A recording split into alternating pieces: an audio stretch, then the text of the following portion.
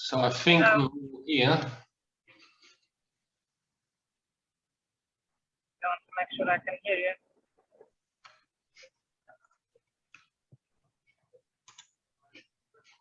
I've got 16 miles before I can stop. Okay. So shall we get started? Yeah. I think I'm hope speaker, so I should be able to stop by time my turn comes. So I want to listen to everyone. Okay. So thanks for everyone attending. There's no one. I never go to London.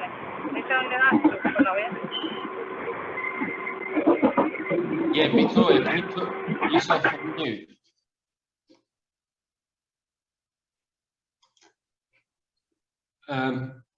So yeah, thanks for attending.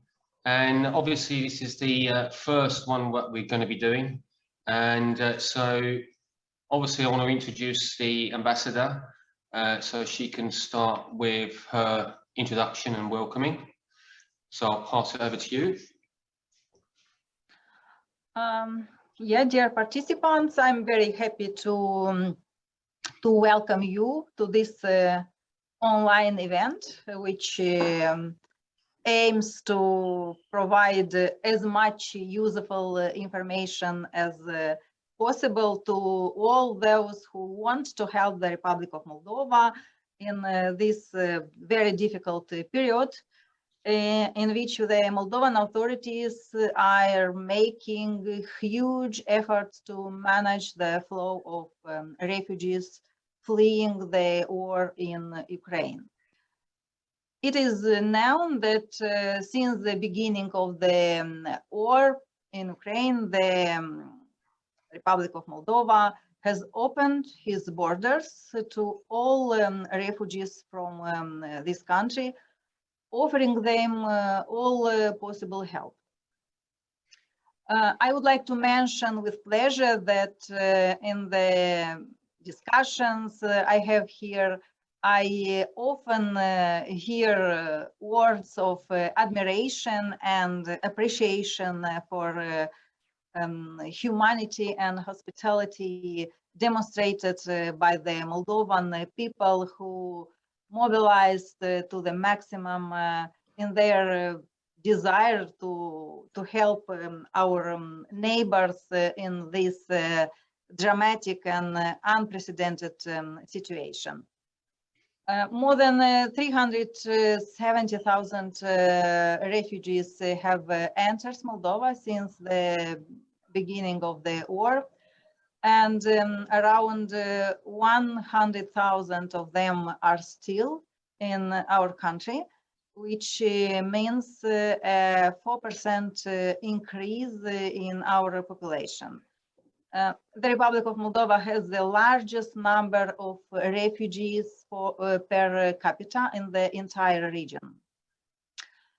For a small country with a population of about 2.6 million and with quite modest capacities, this is indeed a big challenge. So far, most of the refugees are staying in private accommodation offered by volunteers, but some of them are in refugee centers. And despite stabilization in refugee numbers over the past days, concern remains that this could only be temporary, and should the war evolve, there could be a new wave of people coming to our country from Ukraine. Managing the influx of refugee requires significant costs for the Republic of Moldova, and to cope with the situation, we need support from our partners. We are grateful for the assistance we have received so far, but the needs are substantial, and we very much hope that our partners will help us further to help the refugees. It's important to support us us both with the equipment and so that is needed to take care of the refugees, and to offer financial assistance as well for us to handle this situation. We also need the support in relocating refugees.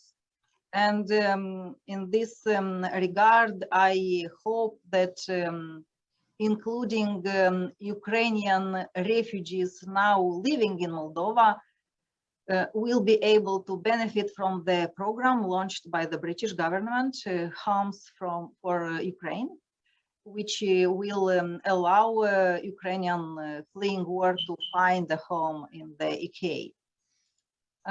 I would like to take this opportunity to express my gratitude for the humanitarian assistance provided by the United Kingdom so far.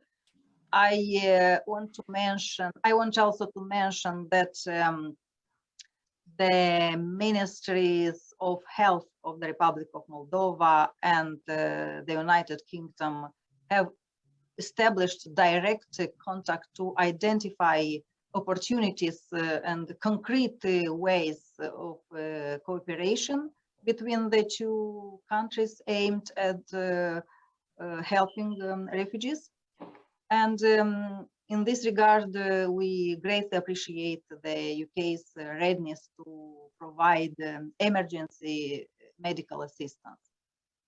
I would like to emphasize that I'm personally impressed by the receptivity of British charities, but also ordinary people in the UK who daily contact the Embassy of the Republic of Moldova in London, expressing their solidarity and requesting information about the opportunities to help Ukrainian refugees in the Republic of Moldova.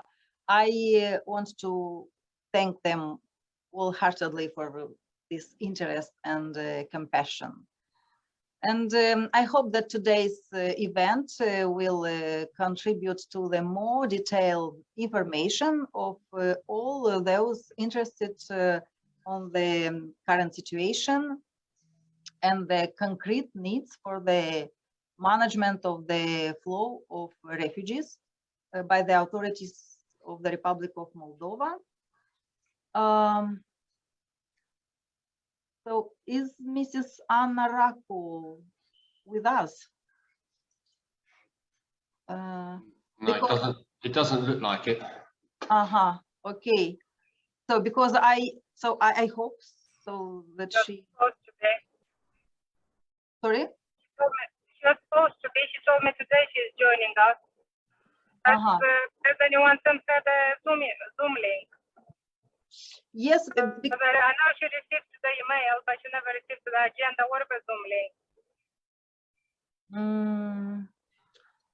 Okay, so we hope that she will be able to join us, because she confirmed me her participation, and I hope that she will join us.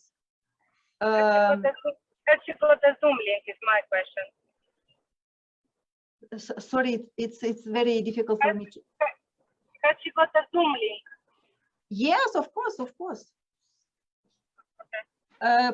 Laura, would you please check it? Yes, I'm on it. Yeah.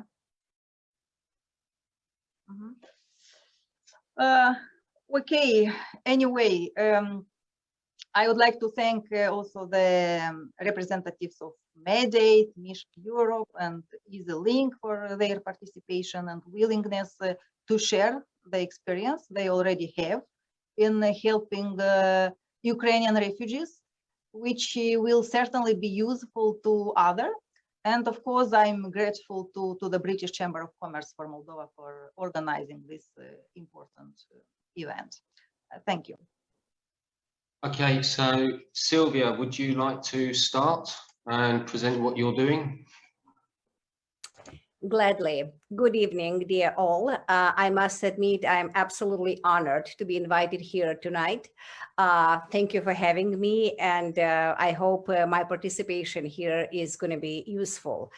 I would rather be happier if we could meet for a different reason, much happier one. But we have what we have. Life, unfortunately, brings us surprises, not always the happy ones. So if we could put all of our efforts together in order to help the refugees from Ukraine, I'm very much into this. The demand is still there. Of course, the slope is fluctuating nowadays comparing to the first days of the refugees' entry into Moldova, fleeing the war.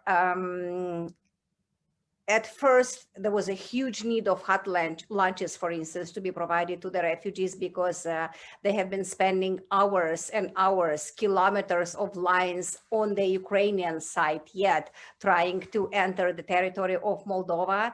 And soon enough, the Ukrainian government stopped allowing men from Ukraine to cross the border.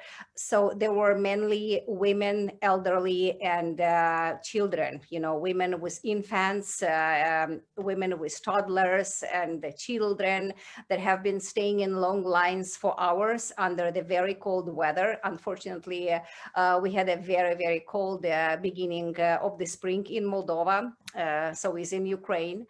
And everyone was looking for some soup, for some hot food, which was not offered at the border. So there was a huge need in that.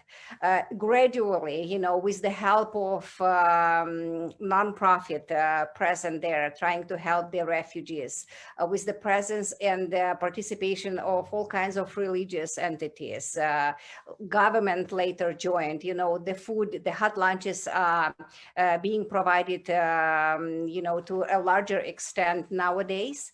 And the influx of refugees is dropping a bit. They are not crossing the borders that massively comparing to the first days, but the demand is still there. As the ambassador mentioned, we have a lot of huge number of refugees in Moldova. Moldova is a very small country having its own needs. And now from hot lunches only, we move to the necessity of providing food packages for both refugees and host families that are hosting refugees. A huge demand is in gas, for instance, because some entry crossing points are equipped with a number of buses, some others do not, and there are still a lot of volunteers, a lot of nonprofit representatives that would transport refugees from the crossing point between Moldova and Ukraine to the crossing point between Moldova and Romania, for instance, those that are just transiting Moldova, within hours. So gas, the prices for gas is increasing almost on a daily basis here, and the demand is huge there. Now, the social enterprises that have been cooking hot lunches for refugees massively first days now are desperately needing new kitchen equipment. The stoves got overused, the fridges just could not compete with the demand. So all of this, there are new needs coming to the surface on a daily basis. Anyway, if there is any way to help these people somehow through the common effort, let's do it. Thank you.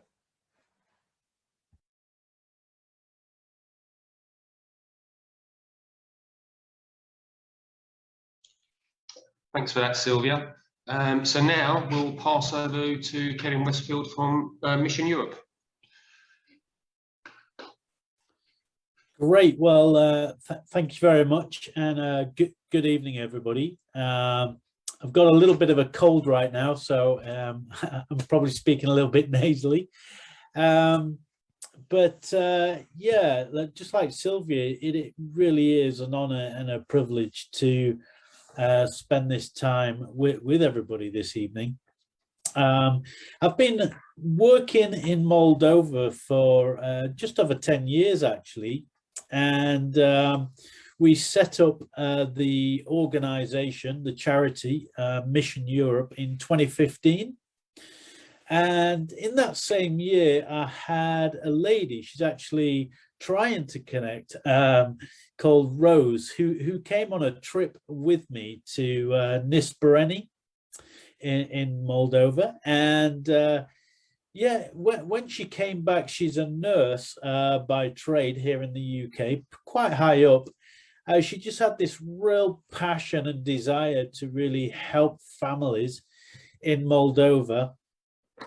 And so we had a good discussion, and we set up a project called the Storehouse Project, which really focuses on sending clothes to those that are really in need, but also buying things like food and firewood and medicine.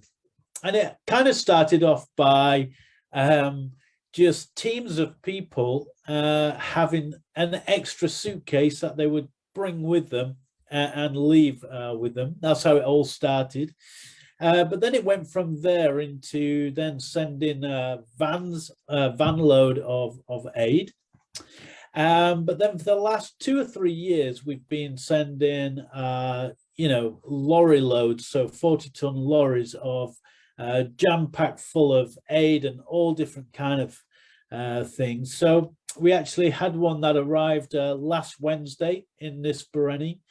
So I'm so pleased that it crossed the border and got right through to Nispereni. So that's pretty much where we've been focused, so but both in Chisinau and also in Nispereni.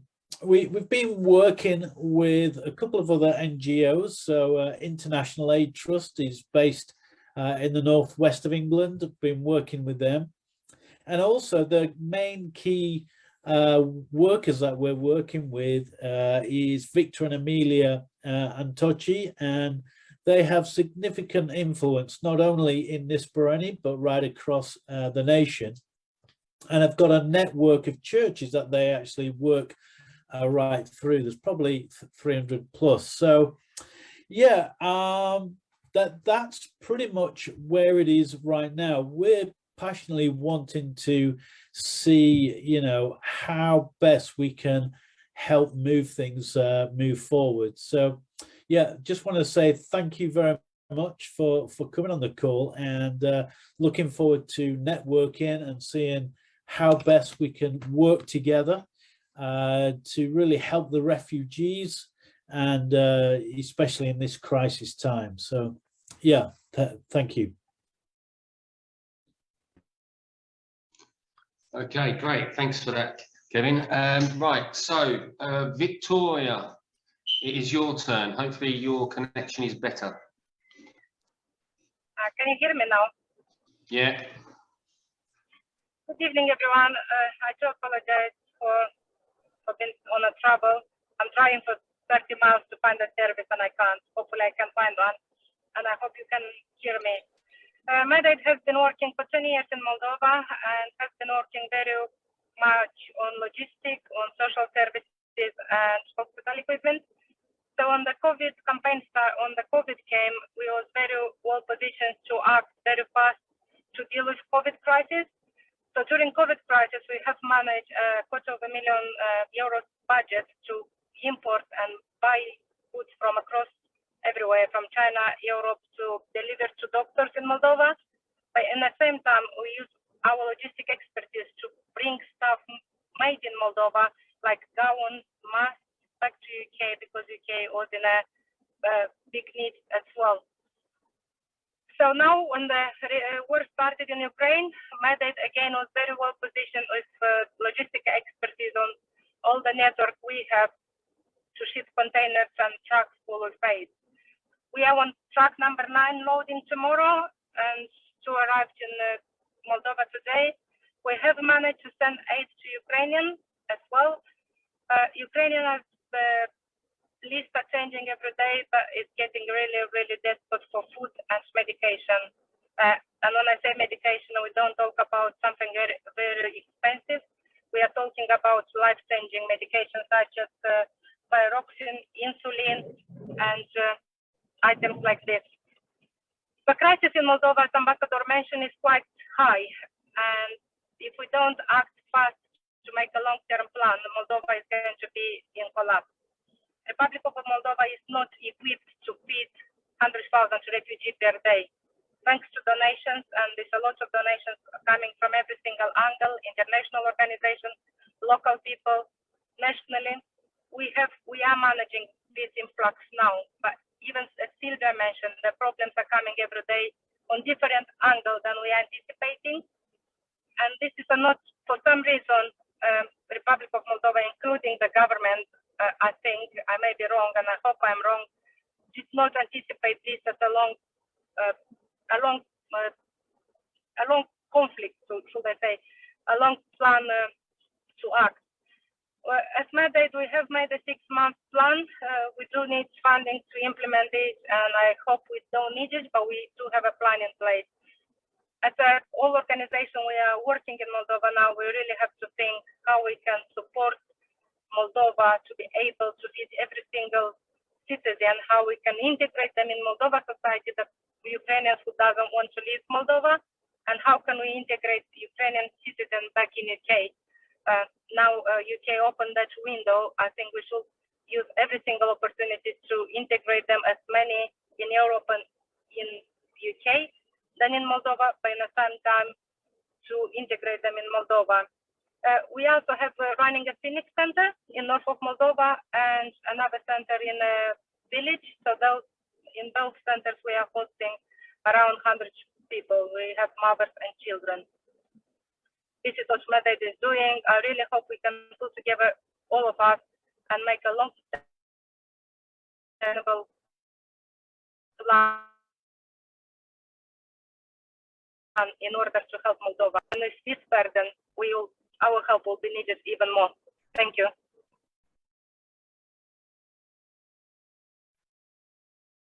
Hello? Okay, that's it then. So that is 3 NGOs that we've put forward from the chamber. Now, basically, I'm going to quickly cover some points what the chamber is doing. So today I received a call by a donor who's interested in putting a good size amount of money in order to create a smaller grant scheme to be able to be distributed to small NGOs. So that's in small increments amounts.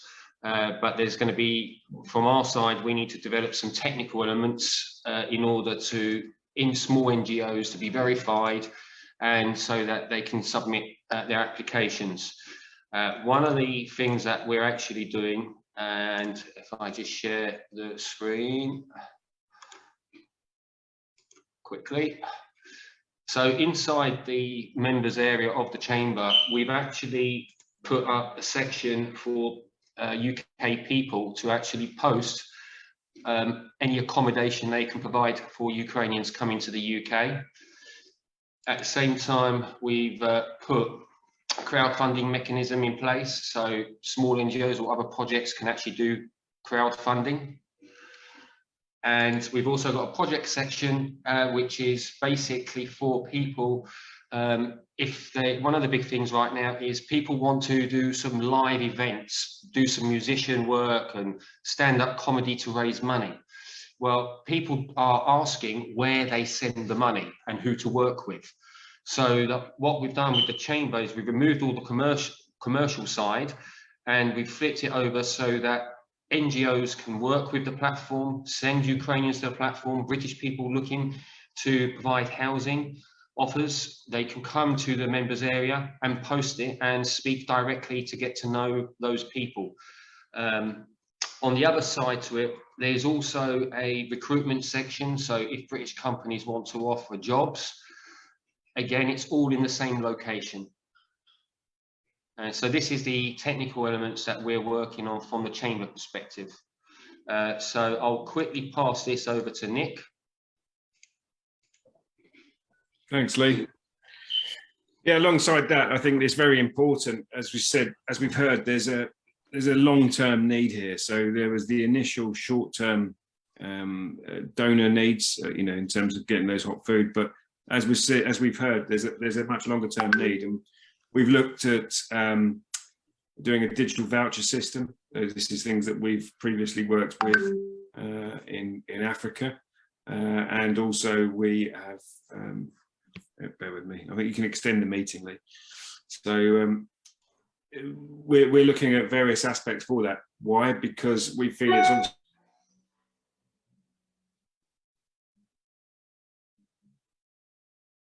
understanding the provenance of those donations and where it's going. So we're very focused on trying to bring together the solutions, the partnerships, and the technology that we've encompassed within the British Chamber of Commerce to enable better solutions, both in the short, medium, and long term, because this is clearly a long-term need, as we've seen, not just right now in Ukraine, but unfortunately in all of our lives, there's always conflict. So these are things that we've identified before. How can we help with compassion and with understanding, really, to deliver technical solutions? And we have to be very mindful of what they encompass. So both with the website and with other digital voucher systems that we're looking at, how can we integrate both British businesses to be able to send value and support to Moldova and Ukrainians in Moldova, or wherever they may be, using the tools that we can bring together. And at that point, that enables us as the British Chamber to really start to facilitate those relationships. And that's primarily our role. So over this period of time, that's what we're looking at doing, obviously working with Victoria and Kevin and the other NGOs that we've represented today, and that we know are on the ground delivering food and support. So I'll wrap up very quickly, but our technical solutions are in process. Our relationships are in process, and obviously we see this as a long-term need rather than the immediate short-term goals. So that's the aim of this session and the future sessions that we'll come to. Oh, I think you're on mute, Lee.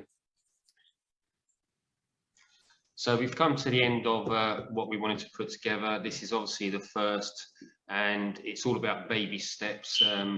We actually started to develop a lot of this a few weeks ago because already we knew some of the needs which will be needed, and it's already been proven because people are contacting us asking for information, and also the Moldovan embassy is getting inquiries. And what the goal is for the Chamber to provide information resources online, so people can actually go find where they want to donate to, how they can, or what they need to provide, what NGOs do specifically, because different NGOs do different things. So it's some NGOs are certain people contact say, we want to give things to you, and those NGOs don't actually do logistics. They don't send aid. They work in a different area. So they can't actually accommodate, and that is one of the goals, is to provide that digital resource to people of information, because that is the most needed and most demanding.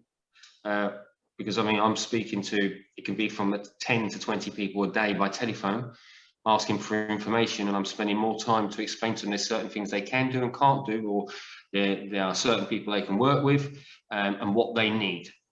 So it's better if we just provide information resources. It's the same like with Sylvia. She was, for fundraising, she's been using PayPal or to collect money via bank transfer. But unfortunately, for the UK person to send £50 aid, it costs £40 in banking fees. And then on the other side, there's banking fees to receive the money. So it's going to cost £90 and only £30 is received. So with Mabe Bank, with the CEO, we had a discussion last week, me and Laura, and Silver is the first one of a prototype what we're doing for her to have merchant facilities, i.e. credit card payments, so that she doesn't need to rely on bank transfers, which means UK people can donate directly to her. So that is the end of this.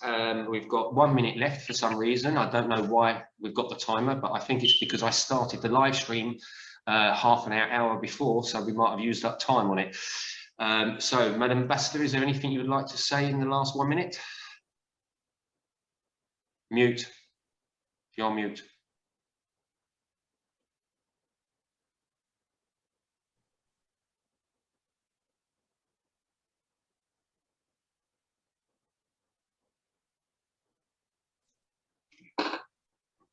Me on mute.